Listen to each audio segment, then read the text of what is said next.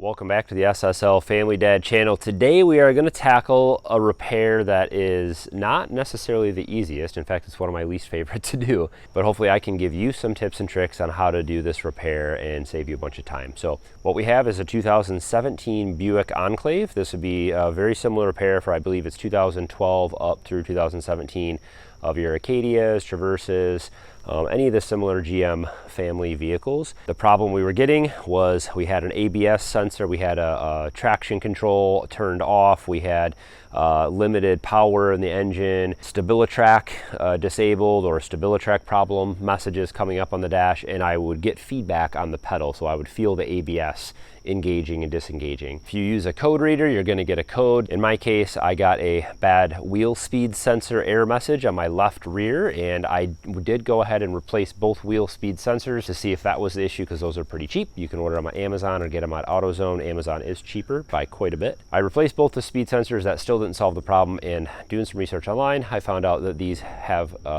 bad little magnetic rings on a lot of these hubs, and that's what the sensor is monitoring for the wheel speed, which causes all kinds of issues. My goal is to walk you through all the things that you will need, take you step by step on how to replace this wheel hub. If you're looking at just how to get the wheel hub off, you can skip ahead a little bit, but I will go through all the tools you need to get this job done from start to finish. Things that you will need for this job, I'm going to go through the required things and then some optional things. You're going to need some various sockets. Hopefully you have a socket set. What I have was a 21 millimeter socket. I also have an 18 millimeter socket. Those are going to be to take off some of the bolts for the caliper and the hub assembly itself. 22 millimeters, my lug nuts. That's just what I use for that. Some various extensions and other pieces here. I also have a 10 millimeter open end wrench or a 10 millimeter socket. I think the open end actually works better. This is to take off your wheel speed sensor. Some socket wrenches. You're also going to need in my case, I used a 33 millimeter impact deep socket. It's got to be deep because you can't get that center hub nut off unless it's a deep socket. I did have to go buy this. I have seen people say 34 millimeter. I have seen people say 35 millimeter. Mine was a 33. 34 technically would fit on there without slipping because of the size of it, but 35 definitely was not right. It is a good idea to have torque wrench. Okay, it's not necessarily required, but there are some torque specs that are important with this, so I would recommend doing that. Sandpaper or something to clean up the inside of the hub once you've taken it off. Loctite or thread locker, WD-40 or some kind of a lubricant, or there's a bunch of different products out there that will help you, loosen up rusty bolts and things like that. Spray product like that will definitely help you. You're going to need a big hammer. Either a big sledge like this or a shorter handheld one. Jack stands are important for this one because you are going to be beating on this vehicle. If you just put it up on a jack, you're liable to tip your jack over, so I would use jack stands. And you're also going to need a T30 Torx bit. So this is the replacement part. I will put a link to this. I ordered these on Amazon. I have the best luck with the stuff I order on Amazon. I do like this Detroit Axle brand. They ship out of Michigan, which of course I like because I live here. Amazon is significantly cheaper for all of this stuff than any of the auto parts stores. A few optional things. If you're going to use, this technically isn't optional if you're going to use the method that I'm about to show you with the hub. You need some kind of a cutoff wheel, either a grinder with a cutoff wheel, a hacksaw, a sawzall, or a torch, I guess, to cut off a couple of the lug nuts. So that is going to be something you'll need. Obviously, air tools. I just bought this actually for this job. It was $60. I'll put a link to one in the description because it made things quite a bit easier for me. I also have this air chisel that I used. Again, these are not necessary. This just makes the job a little bit easier. This air chisel helped me to loosen up the spindle in the center. This could also help you loosen up the hub itself. I actually found this amongst some tools. I think I got it at a garage sale somewhere. This actually was handy, but again, of course, not required. I also used a little grinder, a little Dremel tool to clean up the inside of the hub. Again, not necessary, but it does make it easier. If you have sandpaper, that'll work just fine. So obviously, you need to jack your vehicle up. You need to get some jack stands underneath it. You are going to be shaking the vehicle around and hammering on things, and so you want to make sure that it's nice and stable and put some wheel blocks under it, all that good stuff. You'll start by removing the wheel, and then you will be left with your exposed brake calipers and your rotors. The first thing we're going to do is remove the two bolts that hold the caliper in place. So we're going to remove the caliper and then get that swung out of the way, and I used a little hook to just hang it up and keep it out of the way so it's not just resting on the brake line. The next thing you want to do is get your T30 Torx bit out, and that's going to take out that little screw that just aligns up the brake rotors.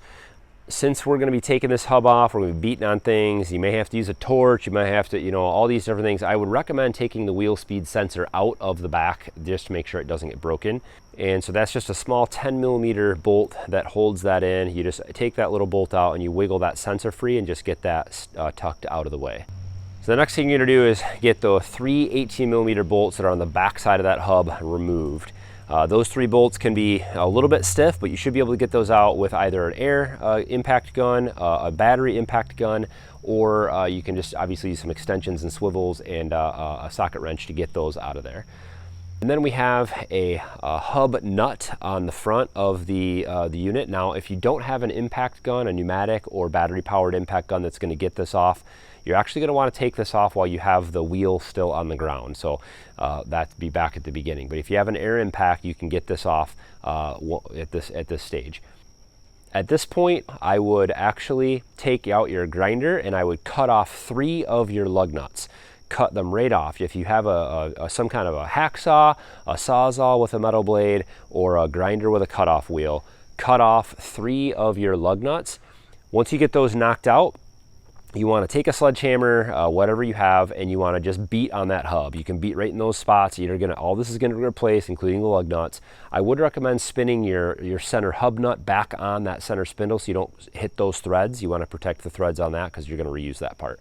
You're also going to want to break your center spindle free. Now you can do that with a pneumatic tool. I have an air tool, an air hammer that I put a center pinpoint on, right in the center pin of that hub, and I just hit that with the air chisel until it broke that center spindle loose. That will come loose. You can also tap on that with a hammer as long as you have that nut on there so you don't damage the threads. You don't want to mess those threads up because that's going to cause a lot of other issues. Once you've done all these things, hopefully your hub has at least come loose.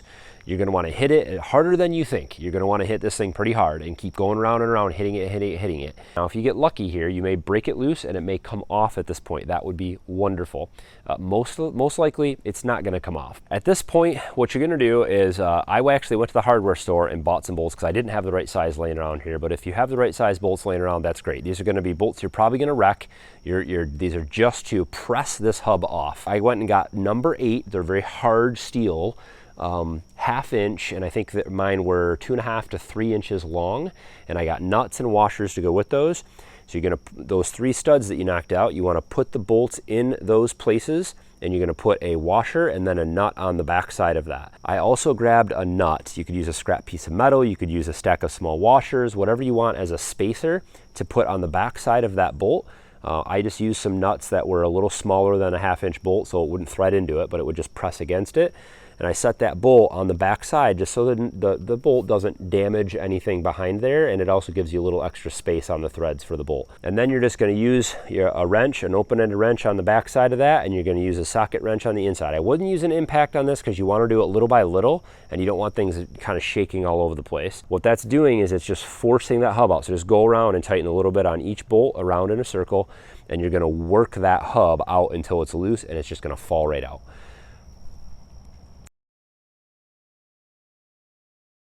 This method worked flawlessly and it got that hub out with no problem. If you follow the instructions, if you follow this process, you're going to be popping this thing out and you're going to save yourself a ton of time. As I worked it out, I kept spraying WD-40 in there and I worked the whole thing all the way out, and then obviously we're ready to put the new one in. Putting everything back together is pretty simple. You're going to take your new hub. I cleaned up the inside of where the hub collar kind of fits into the spot that the hub fits into. I kind of cleaned all that up with a little grinder, sandpaper, whatever you have. Just clean the corrosion and things out of there. You won't want to grease it down a little bit. I sprayed it out with WD-40, wiped it out, kept all that clean. I did put a little bit of grease on the spindle just to make sure everything slid together nicely. You don't have to do that, but you certainly can. I did use thread locker on all the bolts, as I Loctite as I put everything back together. And you're basically just going to put everything back together. You're going to slide the hub back into place. You're going to put your bolts back in from the rear. You're going to tighten those down. Once the hub is bolted in there, you're just going to put everything back together in the order it came apart. It's not that complicated. Obviously, you want to make sure everything's tight and snug. You want to look up the torque specs for that center hub nut. That is important to get that correct because it does have to do with how much pressure is on that bearing. And so you want to have a torque wrench to torque that down to spec. I believe it was something like 170 foot-pounds on that center torque, on that center wheel nut. You also want to make sure everything else is tightened down. Obviously, this is important. You don't want things to fall off. Once you get everything put back together, make sure you put your sensor back in, make sure everything is all back together the way it should be, and then take it for a test drive. If you had the same problem that I did, your problem should be solved. If you had another problem with the wheel bearing, you put a new one in. So the problem should be solved too. Hopefully you guys enjoyed, hopefully you learned something, hopefully this helped you out. If it did help you out, hit a thumbs up for me. Let me know down below. I'd love to hear from you guys. If you have questions, I do monitor this channel and this video, so if you have any questions on anything, let me know. Throw a comment down below and I'll try to get back to you. And as always guys, thanks for watching. Have a good one.